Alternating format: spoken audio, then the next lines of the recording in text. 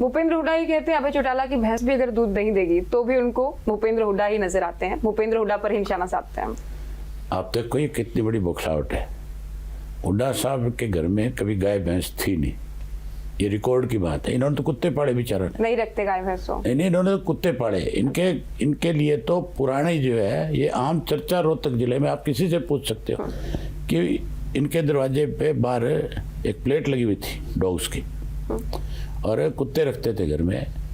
अगर कोई चला जाता था तो ये कहते थे भाई कुत्ते खुले अंदर ना जियो के, कुत्तों से सावधान वाला, हाँ बोर्ड लगा के सावधान रखते वाला। थे। और मेरे घर में आज भी आप जाओ, सैकड़ों की संख्या में पशु है। तेजा खेड़ा फार्म पे जाओ, वहाँ सैकड़ों की संख्या में पशु है। चंडीगढ़ में मेरे पास आज भी 10-12 गाय है। यहाँ गुड़गांव में भी 10-12 पशु रखे हुए हैं, गाय भैंस रखी हुई है। सरसा में भी इसी तरह से बड़ी संख्या में पशु है।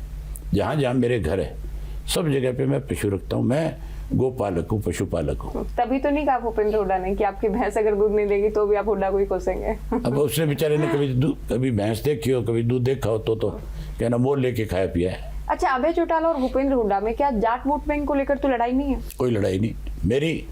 मैं 36 जात की राजनीति करने वाला व्यक्ति हूँ।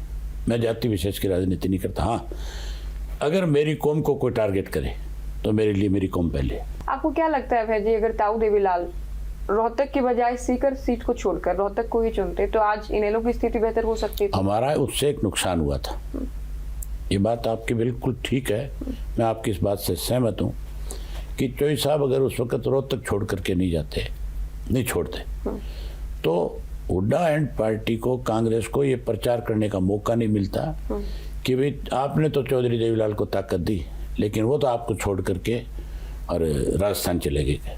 एक नेगेटिव मैसेज गया, एक नेगेटिव मैसेज गया उस बात का नुकसान हुआ हमें, उसमें कोई दो राय नहीं है।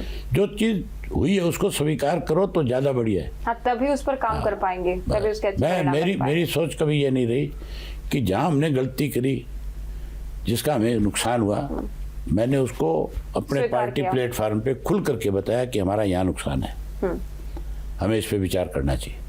ताऊ देवीलाल एक बहुत बड़े नेता रहे, वो प्रधानमंत्री भी रहे देश के।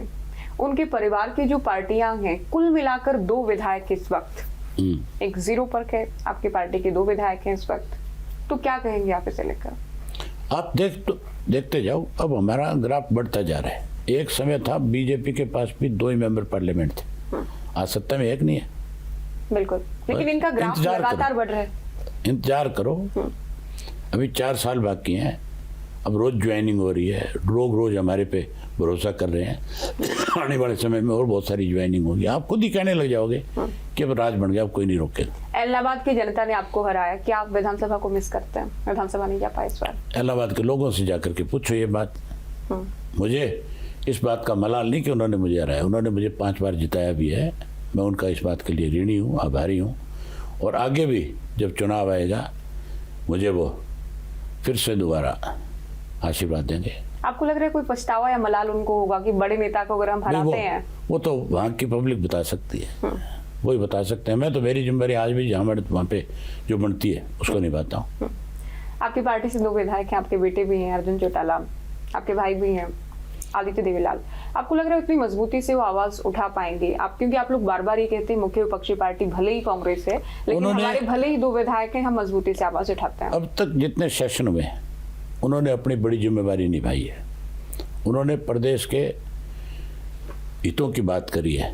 सरकार ने अगर कोई बेकायदगी करी तो उस बात को भी उन्होंने विधानसभा में उठाया, और कोई उनके इलाके की अनदेखी हुई उस बात को भी उन्होंने विधानसभा में उठाया। अब तक उन्होंने ठीक जिम्मेदारी निभाई है।